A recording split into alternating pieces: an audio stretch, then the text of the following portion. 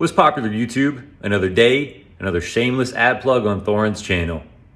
We have arrived at the quarterfinals of the first ever CS2 major. Remember, we had 19 of them morphos in CSGO. Obviously, it is the PGL Copenhagen major, also the first major in Denmark, although that Danish culture minister can fuck around and maybe get that to not happen. You know what, mate? If you don't want people from certain countries who have nothing to do with world situations outside of the game attending majors in your country, maybe we just don't have majors in your country anymore. Problem solved. Problem. So anyway, fucking dickhead. So I would just say this. I did my pick and video already. This is not what that is. That's like a more overview aspect. And obviously I do all the matchups. I tell you who I think is going to win and who's actually likely to upset and some of the narrative elements. This obviously is a sick bracket. So the bracket, people don't know, is the top side of the bracket is pretty banging. It's the one where you have Cloud9 against Vitality. Interesting matchup already in light of the fact it's actually Cloud9 who's blasting the tournament so far. Vitality looking a bit shaky. Then you have FaZe against Spirit. I am kind of it's a rematch. Two potential favourites. One of the only teams fit maybe FaZe can't beat and they have to play them in the opening round. But then again, Spirit doesn't have all the experience, right? Then the bottom side of the bracket, you're almost certainly going to get a surprise team in the final because it's Eternal Fire and Na'Vi. Neither of those teams would be considered teams that would go deep in the major. Na'Vi's kind of surprised. Eternal Fire is fragging out their minds. Can it continue? Then you have the matchup, like I said, of the last one is G2, who escaped the crash of Jame and somehow managed to get into the quarters. Well, you know what? They're underdogs, but they're going against a mouse that's been blasted everyone away, including Spirit.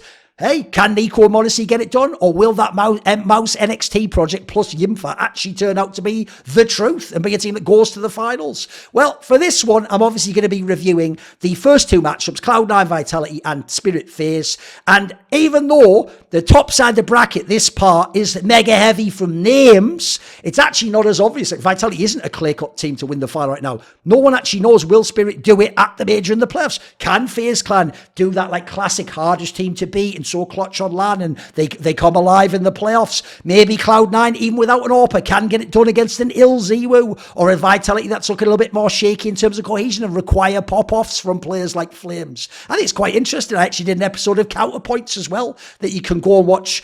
It might not be out at this point in time, but obviously if it's linked there, it will be, where me and Maniac discuss all these matchups, a lot of the big narratives, etc. But I thought I could do these videos. I'm going to do them for each day, where I'm going to sort of review it like I would if I was on the desk. But the difference is on the desk, I would have 30 seconds to 2 minutes. I have as long as I want here, so let's get into the matchups, right? So first things first, let's obviously look at who these teams are. So in terms of Cloud9, they've always been a good team. I would say a dark horse team, but they've never made good on the dark horse potential. They never go to any finals, and they obviously never win any tournaments. But when they play the best teams, they can play them very close. They can almost beat them. And then the key factor comes down to they don't have as many superstar players typically. They're actually more of a well-rounded team for me. And the issue becomes the only area they're not well-rounded is AWPing, and they're having Boomich and the odd Perfecto game doing it, and that ain't a great look. So the AWP is an obvious angle that's hurting them. It's even made their map pool a tiny bit weaker, I think, than it actually should be, even though it's still fairly solid all in all if you look what they're playing. The issue is, how many teams can they realistically beat? Like, if you're playing against a dominant AWP star player, superstar, they're going to have troubles. Well, luckily for them, they already, when Zero was a stud, at the end of last year at the Blast, had that amazing, I think, semi-final against Vitality that looked really, really close, and they were this close to beating them. And then I'd even say right now, if Zero's really going to be ill, I mean, his version of being ill is 1.12 rating, and but the fragging's way lower. Yeah, I actually think suddenly it becomes plausible they can match up here. They can actually do something. This isn't that reigning Vitality that won the Blast Major all that time back. Then you got the whole factor of Axal's come alive this tournament. Maybe he can pop off like a Flames can. So yes, I'm heavily favouring Vitality overall, but I think there is the chance, much bigger chance than maybe people realise, of Cloud9 getting it done, especially if Vitality helps them out with the assist in that regard. Maybe even Ziwu just plays bad anyway in a major playoff. Could happen, right? He was a slow starter against Into the Breach. He had issues against Apex at times, and that was when he was in his peak in CSGO. So I think obviously the Veto is a big deal for this one, and this is one of the cooler aspects actually of this Veto for me, because if you go and look at what's likely to be, you're realistically looking at a world where I actually do think this will be a Veto where Cloud9 can get chances. It's not a clean 2-0 for Vitality. Like, realistically, I think Vitality probably are going to ban Vertigo because they ban... realistically, Vitality is going to ban Ancient because they ban Ancient every single time, no matter the opponent, including Cloud9. I don't think with their dodgy shape now and uncertainty about Zero that they're suddenly going to switch that up and not ban Ancient. And by the way, the reason why banning Ancient is actually not really that great against Cloud9 is that's a map where they're very willing to play, and they're all right on it. It's not one of their better maps, but they're all right on it. So actually, you're not like a guaranteed loss if you let the Ancient through. It's just that Vitality doesn't play it. So, okay, they're going with the safe permaban. Then you go to Cloud9. It's pretty boring there as well. They nearly always ban Vertigo. Yeah, they banned Nuke a million years ago, but that was a long, long time ago. This roster now just bans Vertigo every time against everyone, including Vitality. So I think it's actually pretty obvious you're just going to get the Vertigo ban. And by the way, in terms of that, I actually think it's the same scenario. It's another one that's like not exactly the best map for the guys from Vitality. They can play it a bit. It's not really a map they favour necessarily. They've had a bunch of big losses on it to not that great teams. I actually think both the Vetos, this is why it's going to be a good series, I think, don't take out powerful picks. So instead, you're going to get comfort maps for these teams, and you're going to get to see who actually is the better team and who is playing better. It's not just going to be decided by things like, well, we got counted in the draft. So if you go and you look, I personally think Vitality is going to do what they have done a lot, and they are going to pick Inferno. It's clearly a map they love. It's a map that Apex just seems to have loved since they had the CSGO dynasty. I think this is a team, look, they are a team that will switch up their pick. I'll give them that. Last time they played in Cloud9, they actually played Inferno in the RMR. Previously, before that, way back, they played Nuke. So they have tried different ones. The reason why I think they pick Inferno now is because in the last few months, it's a 2-5 record on Inferno for Cloud9. This is actually one of the maps they're a bit more dodgy on. They're a little bit more sus on. And I do think they have some issues here. They do not look like that cohesive a team. Meanwhile, it's clearly a map the Apex likes to call around. So I actually do think it's a good pick for Vitality. And I would favour Vitality to win this map pick if they indeed do. For Cloud9, I think it gets interesting though. Because I actually think Cloud9 has two angles they can go with here. I think they will probably be boring and pick Overpass, which they're picking quite a lot recently, and it's not the map they actually picked against Cloud9 last time, but I just think because of recent form that they're going to do it. Like, that's the one they're going to go for. I'm interested to see what they'll do, because here's the thing. I actually think if you look at the maps that Vitality is good on, I actually think the Overpass pick is a pretty good pick into them. They're 3-2 and it's not one they've played loads. The other option is obviously Cloud9 previously picked Anubis into them and really like Anubis. The issue there is, yes, you are really good on Anubis. It is one of your best maps, but so is Overpass. And the difference is Anubis is really good for Vitality. Yes, they've beaten you on it. You've beaten them on it. The thing is, though, I think that's actually a map. Sure, it might be with Zero, where they can look really dangerous. Like their T side, I think is really hard to contain. When those riflers run in, you've got a real hard time, those two guys in the site or the guy on a pillar or something. It's just so hard to hold. So I actually think for the Veto, I would probably do the Overpass pick, and here's why. You do the Overpass pick because you're really good on it. It's not as strong as Anubis for Vitality, so you don't get 2-0'd. And then more importantly, if you leave Anubis, it is plausible that it could actually be the decider because the guys from Vitality are good on it. So why not leave it to the decider at that point in time and get the more surefire win on Overpass if you indeed can. Obviously also a map that someone like Hobbit has always enjoyed playing, isn't it? So I think after that, so I actually think Vitality will pick Inferno and win it. I think Cloud9 will pick Overpass and win it. And then I think what you get is this. I think logically, when it's the second rotation ban, usually in Vitality they ban mainly Overpass and Mirage. They sometimes spot ban against other people. So it's mainly going to be Overpass and Mirage. So assuming you picked Overpass, this is also why you pick Overpass if you're Cloud9, so that it can't get banned here, and then you only got the Anubis and not the Overpass, and it's a trickier third map. If you do it this way around, you can gamble that you will actually, if they do a straight up veto, get what you want and get the better chance to win. So instead, I actually think at this point, since Overpass will be gone, in my opinion, they will ban Mirage.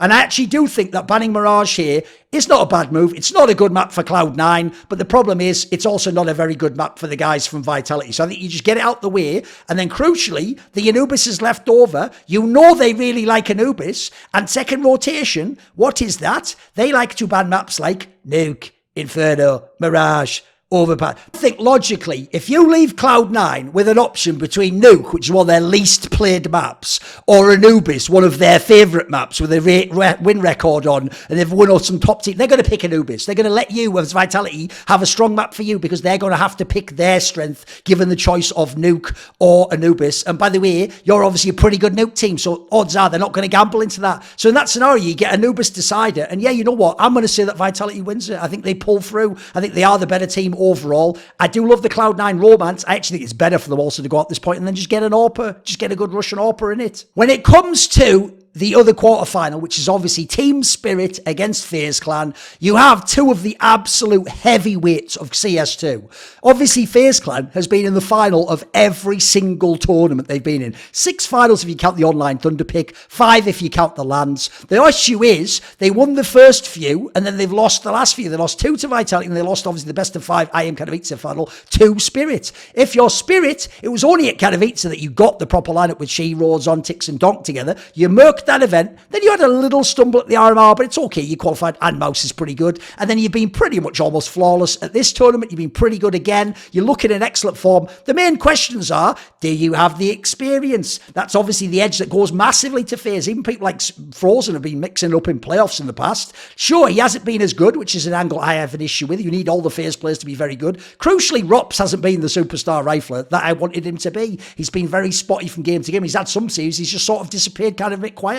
That's a concern for me because if you look at the fragging, I do think on the Spirit side it's too much. It's just too much. Like their levels are crazy. Donk's numbers are impossible and he can maintain them. Shiro's numbers are excellent and he's propped up in all the ways that all of his weaknesses are gone. His strengths get to be emphasised. Zontix is just way better than you'd think and has that clutch factor. And Magic's, over these months, it's impossible to have the numbers. I don't know how he's doing it, how he's transitioned from being like a potential starter or a third player to being the supportive element who's actually frags way better than you'd expect. And even Chopper's decent and seems like he's doing a pretty good job calling this system, whatever it is, whether it's him, the coach, whatever it might be. They've got a pretty good system. Meanwhile, you look over on FaZe, the problem is Rain doesn't really have those big tournaments at the moment. We haven't seen the big maps that we need from him to have a chance. They actually aren't really at the moment as clutch. Rops isn't as good. Brokey's hit and miss. And then Frozen's good, but he hasn't been the star he was in Mouse. He hasn't been fully implemented here. So you're missing a little X factor from FaZe. Hence why I'm not going to pick for them. I'm actually going to pick Spirit to win this one. And the reason why also is you get into the actual Veto, and I think it gets pretty interesting. This is where one of the other angles, if you want to win if your phases,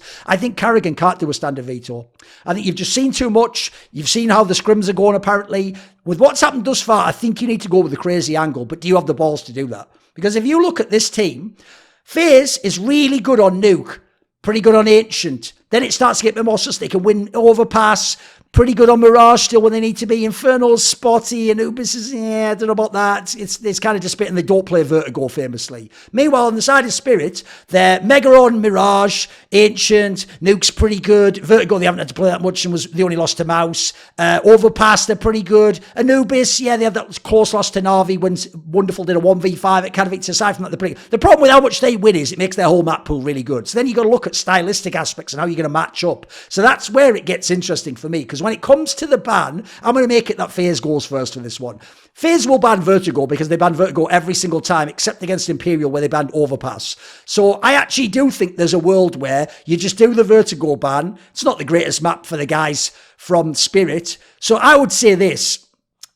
History says you will just ban Vertigo and forget about it. I would already, if I'm Carrigan, start there in the Veto, which is, are you not willing to just big balls and just bring it out and do something crazy and make them play a map they haven't played that much on LAN and they haven't had much experience on? That's an angle already you can question if you're worried about the picks themselves to throw them off and make them think like, well, now do we have to pick Vertigo? If they pick Vertigo, I'd rather they're picking Vertigo, by the way, than like Ancient against us. I'd much rather that happens. So I think actually, sadly, they probably will be boring and just ban Vertigo since they permanent pretty much all the time. But if against Imperial you didn't, why not consider it? So okay, I'd consider the Vertigo float. But okay, I imagine they probably won't. If you can get it the second rotation, you get to ban it for free anyway, and you get a better pick. But let's say that they just ban it out. Spirit, let's be real, this one's fairly obvious. They will ban Inferno. They ban Inferno all the time, except against Falcons where they ban Nuke.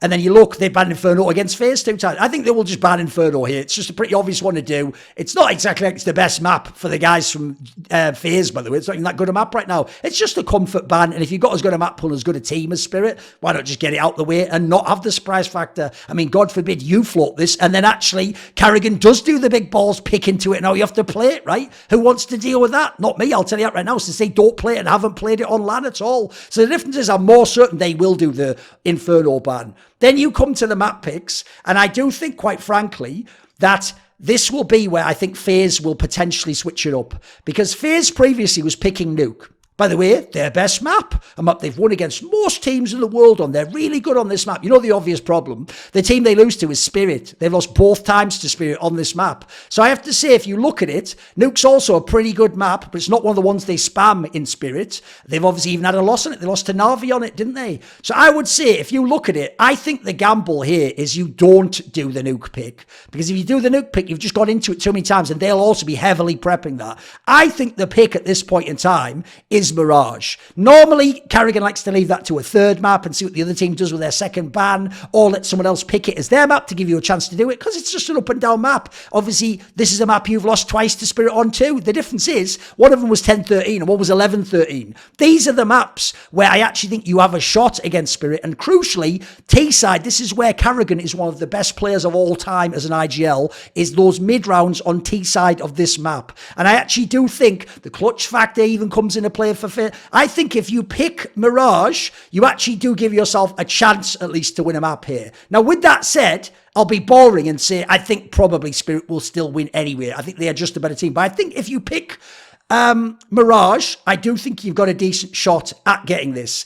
Then, for Spirit, I actually think this one's a little bit boring for them because they're just winning too much. If you look, last time they themselves picked Mirage against FaZe, but those games are so close. So yes, it's a big gamble to pick Mirage against them. But here's the interesting thing. If you pick Mirage, I actually think they probably will pick Ancient. Main maps, they pick Ancient Mirage. This is why I'm saying to be ballsy. If you do indeed pick those maps, then I think actually you are going to be in a decent position, because Ancient is one of the better maps you can, in theory, pick against FaZe. Bearing in mind, you don't want to play them on their nuke. Like, they lost to Heroic on it recently, didn't they? They've lost to G2 a bunch of times on it. They've narrowly won over the likes of the Heroics of the world. So I think at this point in time, you would win this map too. I think you'd be pretty favoured to do so. This is a map that on LAN, this lineup is 7-0 Spirit on. So I would still heavily favour you to take this one. I think it's a banger spot to pick thing. So I actually think already Spirit will win 2-0. But I think if the Mirage pick comes through from FaZe, hey, the boys can play. Maybe Rain can step up a little bit. Maybe Rop's doing some clutches. Brokey dances around a little bit. Carrigan has some mid-round T-side calls. Now you're in the game all of a sudden. You're probably going to lose Ancient. Okay, you got a chance, but you're probably going to lose it because how fantastic Spirit are. But then you get to the decider. This is where it gets spicy. I actually think this is where FaZe, because of how their history is, their history says second ban, they like to ban sometimes overpass recently, right? They can switch it up, but they sometimes like to do the overpass ban. This is where I actually think they shouldn't do the overpass ban. I don't actually believe that Spirit, who was 3-0 on overpass with a win over FaZe, will actually put it as the decider. I actually think in this scenario, they have other maps they potentially rather get to, or they're more willing to play. So the interesting thing is, I would potentially float it, but, so obviously in this scenario, I would ban Anubis, and then I would say between overpass and nuke, maybe they will let us play nuke.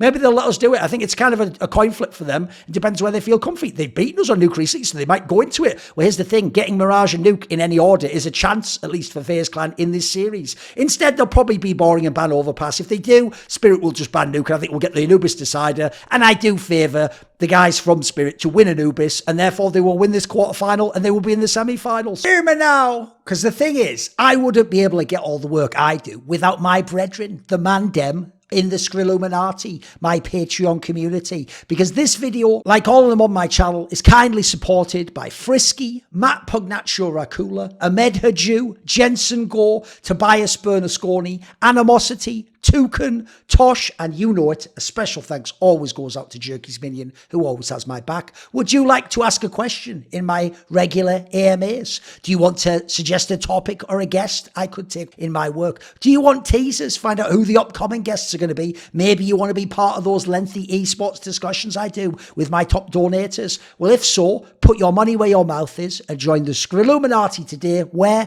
Via the Patreon link in the description box below.